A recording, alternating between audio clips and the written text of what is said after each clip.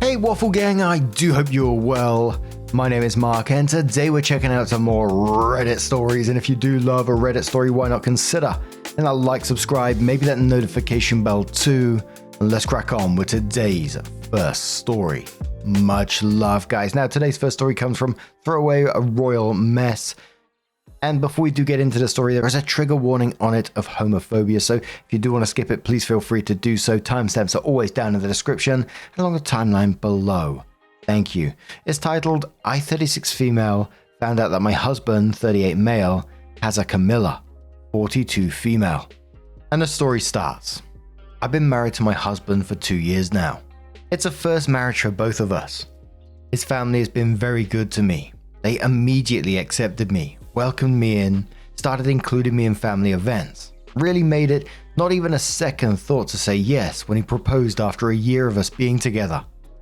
I noticed on social media that there are always likes from a teenage boy on posts that he puts up about me. I thought it was a bit weird that he's friends with a teenager. So I looked through the photos I could see on his profile. There are a few with my husband from about 8 to 10 years ago, as well as another woman. When I asked my husband, he said that the boy is his ex-girlfriend's son. He explained that they were very serious, but that she ended up getting married to someone else. This seemed odd to me, so I asked my mother-in-law about her the next time I saw her. My mother-in-law rolled her eyes and said, "Don't even mention Val. I'm so glad that you came along because that girl was so bad for him. She was unemployed, a single mother, and just very trashy. We never would have accepted her. I'm very successful career-wise and well-established. My family is very prominent in the community and well-regarded. The more I thought about it, the more it felt like my background had more to do with things than anything. I asked my husband about Val again, and asked if he would have married her if not for his family. He said that one of the biggest reasons she chose someone else was because his family refused to accept her. When I asked what was different about me, he responded, "She was Camilla and you are Diana." I asked him if that meant he would marry her if anything happened to me.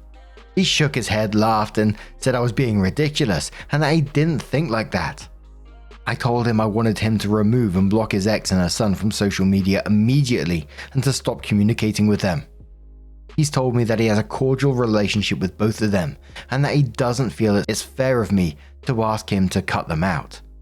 Is there a good way for me to deal with this knowledge? I'm losing sleep over the fact that I feel like a placeholder that is there to please his family and that he'll go back to her once his parents are gone. I'm starting to doubt every interaction I ever had with him. When I bring it up to him, he gets upset and tells me to stop dwelling on his past. I wish that I'd never known this because I feel all of my happiness has been drained. Is there a good way to approach this? I was just left, why the fuck did he think that was a good thing to say? Panda Enthusiast says, considering Charles cheated on Diana with Camilla, that was quite possibly the worst analogy he could have made. Soul Pine replies saying, wasn't even that he just cheated with her. The fact that he was besotted with Camilla and resented his family for not allowing them to be together. What a horrible comparison to make.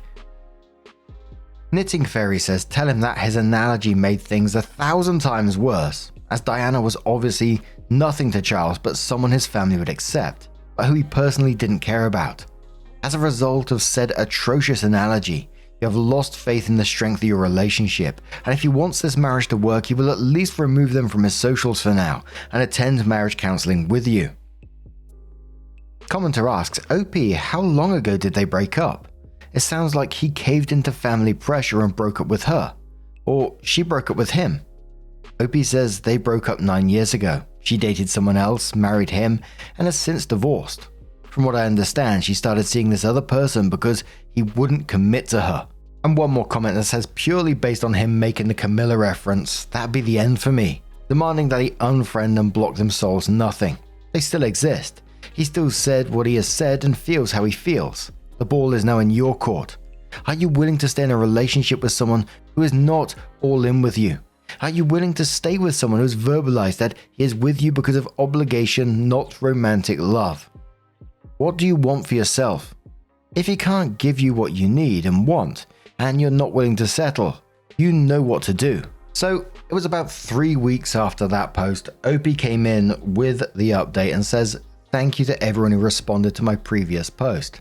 A lot has gone down since I posted, and not much of it has been good, to be honest. I'm starting to wish that I'd left well enough alone, but I guess I'm stuck now." So I sat down with my husband and told him this whole Val thing was really bothering me. I'd never heard her name before for someone held in such high regard. He explained that she had cheated on him and had married the guy she cheated with. They stopped speaking for a while, but they started being cordial again as she was having problems in her marriage and through a divorce. He swears on his life that there's only friendship there and that he can't ever forgive her, and that he has no interest in her romantically anymore. We share location history on our phones and have cameras on our house, so I know he's not lying about seeing her. My husband was my first in a lot of ways. Everything except my first kiss, so I tend to be a bit more jealous than others. My husband has more of a past and it makes me very uncomfortable, even though I know it's reality that I have to accept. I'm also diagnosed as on the autism spectrum, so I tend to be socially awkward and miss certain cues, which caused me not to really have close relationships up until him. I was over at my parents' house telling my mother about Val. She kept telling me not to worry, that everyone has a past and that he obviously chose me. Little background. My father is a girl dad. I'm the third of 4 girls. He's been my protector my whole life, and he will go after anyone that hurts me. Dad overheard Mum and me and came into the kitchen. "Are you serious right now? He's talking to Val again. I'm going to," I'm assuming it'd be kill him or something like that. I asked my father how he knew about Val. I looked at my mother and she was looking at him with a horrified look. He said he overheard us, and it's not right for him to talk to other women. They tried to talk around it, but I demanded an answer and they finally relented. My mother admitted that they had arranged my marriage. We'd been seeing each other for 1 month and I met his parents. Shortly after, his mother called mine, explained about Val, how they were afraid he would go back to her and how they wanted to do everything they could to make sure their son married the right girl. I asked my mother why she agreed, and she admitted that they were afraid I was gay and that I wouldn't ever have children. She said that's why my husband was immediately invited to every holiday. That's why he was introduced to multiple relatives in a very short time. That's why they referred to him as family before he proposed. They were trying to set the tone in my mind. My head was spinning. I told them I had to go and I couldn't talk to them anymore. I drove home and felt like I couldn't breathe. I walked into our house and told my husband everything. He laughed. He actually laughed. He told me that he figured it out a while ago and thought I had too. He told me that his parents paid for me to go on vacation with them. They made a point of getting everyone in the family to share how much they liked me. He gave him extra gift certificates to take me out to dinner and other events. His mother cleaned his apartment and did all of his laundry while he was at work, so his nights and weekends were free for me. When he said he was going to save money for a ring, they gave it to him, and they kept telling him what a good match I was for him.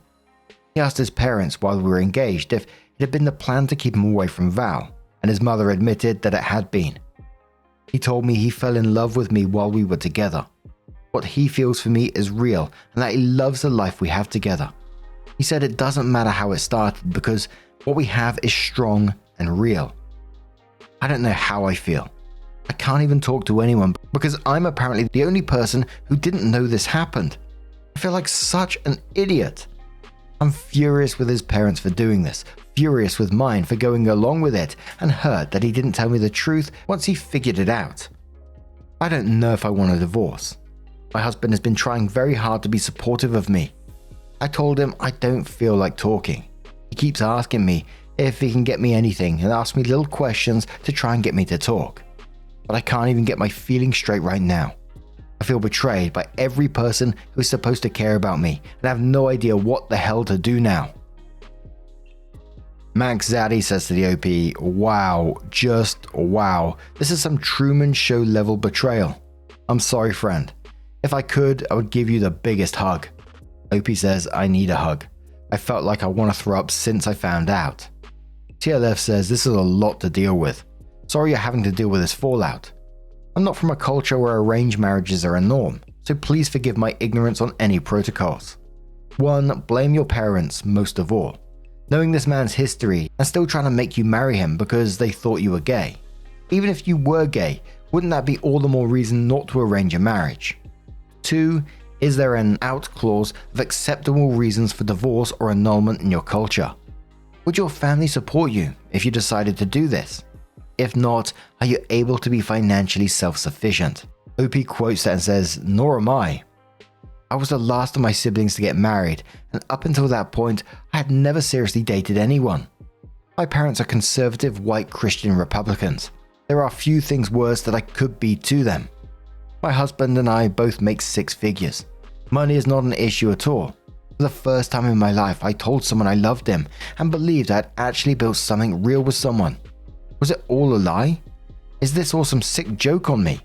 Am I only good as someone's placeholder?" Texas Sucks says, "This sounds like a horror thriller movie, to be honest. Also, why is he so prone to a relationship with Camilla's child? Is it his?" OP says, "The child predates their relationship. They did not know each other when he was born." Gee, bloody whiz. What a roller coaster that one turned out to be. It started as like, who's this woman on social media, to discovering your whole sort of relationship has been manipulated, is that the right word, behind your back. OP's last comment on that account was that they have started marriage counseling and he's been very supportive and open with her. I was just left after it. Can you move on from that? Is there something genuine beneath all of it? Because right now, after reading all that, I'm just like, who can you trust? There's been such a level of manipulation behind all of it. Who do you know who to trust now? Who's continuing to manipulate others? I know it's very, very easy for me to say because I haven't had to go through what OP's gone through, because that's mind fuckery right there. But my first thought, and I'm not saying it's right, I'm not saying it's wrong or whatever, but my first thought is like, just fucking start again. Start a new life. Get away from these people. If you're earning good money and you can, then go for it. Because personally for me, I'm not sure I'd be able to trust any of these people. But gee bloody whiz, what do you guys make of this situation? Let us know your thoughts in the comments below. And let's move on to another story. Whew. This one's from a throwaway account that says, "Finally meeting my 29 male online girlfriend, 29 female, after years of talking. It's not going well." Context: a couple of years ago, I, 29 male, met a girl, 29 female, through an online circle. We talked frequently and it was always a great time. She's very passionate about a lot of the same things I am, and is very career driven, which is something I'm looking for. Early last year, she opened up about having feelings for me, which I was receptive to. We started spending more time online together, and eventually it got to a point where she'd be telling her co-workers and family members about her boyfriend. This didn't bother me too much. I'm very interested, but for me, I had to meet her to seal the deal. Fast forward to Christmas, and my gift to her was going to be a trip up to meet her, USA to Canada. The trip was very expensive, but worth it. We had talked about me going to meet her a few times. Thought it was better that way, as she has a lot of anxiety. Very important for later, and health issues that would make it much harder for her, especially in this current political climate. Well, that trip happened this weekend. I'm currently typing this out from my hotel room, which I've spent the vast majority of my time here alone in. The main issue: the trip to see her started off how I expected. I don't know this city at all. It's a country I've only been into a few times, and I was nervous myself. Took a 40-minute Uber to my hotel and expected by the time I got there that she would have worked out her nerves and be ready to meet me. Unfortunately, her anxiety was extra bad, and it took her another 2 hours to work up the courage to drive 5 minutes to come see me. This didn't bother me at the time. I knew it'd be rough, and I'm a patient dude, for the most part. We met, and she was shaking and bawling her eyes out, but overall it was great. Some hugs, and we drove to her place. She lives with her brother, so I was able to meet him, and we chilled out for a little while. Her anxiety was still through the roof though, so we didn't actually do much for the next couple of hours. She wanted to drive around and show me some stuff but couldn't. Eventually, she decided I should probably Uber back instead of her driving me. Next morning, I was up extra early. She usually works nights, so I figured she wouldn't be up for a bit. Not knowing the city, I chose to stay in and wait till she was awake. 4 hours later, she messages me. We talk for a bit and she tells me she's not quite ready to see me as the nerves are still there. That's fine. I found a drugstore in walking distance. I can pick some stuff up and get us some food at a local spot before meeting up. Fast forward about 2 hours later and I finally get back to her place. She doesn't eat anything and tells me her brother, her and myself are going to go to a get-together and hang out with a bunch of their friends. That's cool. I ask her how long we'll be there and she said a few hours. We leave. It's about an hour drive. Every one of her friends were great, super welcoming, and she seemed really happy to introduce me as her boyfriend. The little party lasts a good portion of the night. We don't talk much as I'm usually getting bounded by her friends or she's playing a game or something. It's around 10 when we go to leave. Still plenty of the night left, I figured. She tends to be up till 3 or 4 in the morning, so I was pretty pumped to get to spend the rest of the night together. However, when we get in the car, she asks her brother if it's cool she takes me to the hotel before they go home. He says yeah, and I just get to sit in shock the whole way back that she's too drained to spend a couple of hours of quality time with her boyfriend she just met. At this point, it's all starting to catch up to me, and I'm feeling pretty bad. I get back to the hotel room and I'm just confused by this whole trip. I'm alone in a hotel room in a country I don't know, with my girlfriend a few minutes away, not knowing what to do. What the hell is going on? I fear messaging her about it's going to make her anxiety worse, but at this point, I don't know what to do. I'm set to meet her mum in the evening for dinner, and at this point I feel like I've met everyone except for my girlfriend. So I message her that. She's very apologetic, saying her anxiety is through the roof still, and she wanted to make this trip worth it for me, but she's just drained. She makes an effort to let me know she is still very interested in everything, but she knows if we're alone together that nothing would happen because she's just too nervous. She hasn't been in a relationship in a couple of years, so it's hard for her. I tell her I don't even want to try anything intimate if that was her fear. I barely hugged her this trip, and there's a lot more steps in that process before anything like that could happen. I just want to spend some quality time together. She said tomorrow, after I meet her mum, there will probably be time. All that said, today is my last day here. I leave early tomorrow morning on a flight. I feel this whole thing has been a waste and I'm still just confused. I wanted to spend quality time with her, not sit in a hotel room alone for most of my trip. In my mind, she would want to be with me every waking moment of this trip. Our time is so short. We've talked about it for ages, like that was going to be the case. I don't know if this relationship can last after this. I'll update after we see how the last day goes. And we have that update in a moment. Commenter says to OP, dude, you have one more night in this city, you'll probably not visit again. I say go out, explore the city with whatever time you have left. Find some cool local food stuff and go to a bar or two. Sorry your trip has not worked out like you would have liked it to, but might as well make the most of what little time you have left. Ranjo says, you had to give it a shot, but it sounds like it didn't work out.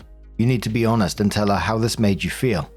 If she wants to keep seeing you, she's got to travel to you next time. If she's too anxious for that, then you're not compatible and wasting your time.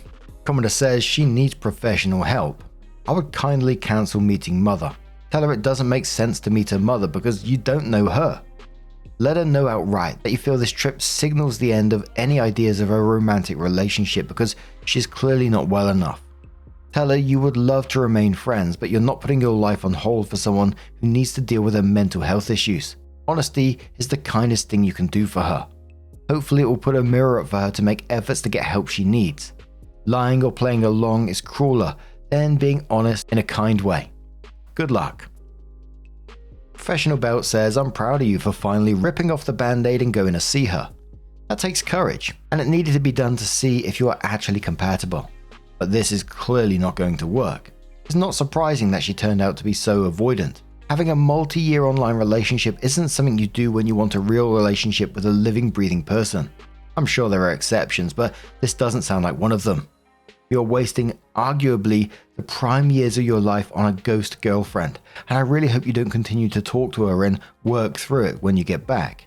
These are teenager/emotionally stunted games. Learn from it and move on with someone you can actually spend time with. I wish you the best. So OP came in to update the post and says, yesterday morning I woke up. made the original post and waited nervously for her to wake up. It once again took a couple of hours. A little after noon, she finally messaged me. She said we had dinner in the later afternoon with her mother, and I could Uber over to her place whenever. A few of you suggested I should just call off the dinner plans, but I decided to stick it through. I went up to her place shortly after that, and we spent some time watching things. She was having a better day, so we sat close, and while we didn't do anything, brother was in the small house, it was some quality time I had been looking for. Dinner with her mother was great. We connected well, and she seemed to be genuinely excited for me and her daughter. We left with a hug from her mum and went back to her place. It was a lot more of the same thing as before. So while it wasn't alone time with her, it did feel more one-on-one. And we had a good time. Was it exactly what I was expecting on the last day of the trip? Not really, but was it nice? Definitely. It was getting late and I was half expecting her to want me to Uber back, but she drove me herself. She helped me confirm my packing for the flight early this morning, and we ended with a kiss. We got to texting a bit and we realized she hadn't taken a photo of us for a frame she had bought. I was pretty sad that we hadn't, and the few pictures of us from the weekend didn't really fit the vibe she was going for. I mentioned that I should just Uber back. 10 minutes later, waiting for a response, and she tells me to come down. Anxiety be damned, she did drive back just for the photo and another goodbye smooch. So overall, it wasn't the perfect weekend, but I'm going to stay cautiously optimistic. I think it was a mistake to not make the trip longer. I think that would have helped even more. Let's see how things go when she's decided if she wants to make the solo trip down here for an event closer this summer. To clear some things up, she is on medication and goes to a therapist, though her current therapist is very new to her. Normally I wouldn't be into long distance relationships, but our likes and interests align well. It's something I've struggled to find around me back home. My last relationship was decently long and taught me that was something I valued a lot. Thanks for all the comments on the other post. I imagine interest for another update will wane by the time the next trip happens, in about 2 months. But that is the time where things will really be make or break. I don't think they're weighing down. I quite look forward to your update, to be honest, and I'm glad things did start to move in a more positive direction. My worry would be though, by the time like a couple of months comes around and you'll meet up again, that anxiety's built right up again and you're back at square one and the process repeats over and over and over. It might not happen like that, and that's why I'm looking forward to the update more than anything. But I'm definitely glad that she'd be making the trip down to you this time rather than the other way around, because if it is going to repeat over and over again, at least you haven't made the big journey, right? But what do you guys make of this situation? Would you be able to tolerate a relationship like that? There's a few people in the comments below calling it exhausting. A lot of people saying, glad it seems to be turning around, but let us know your thoughts down in the comments below. Now, just a huge thank you for being here today, getting involved in the stories, your love, your support, your time. It always means the absolute world to me. So thank you so much. And hopefully I'll see you in the next one. Take care and much love.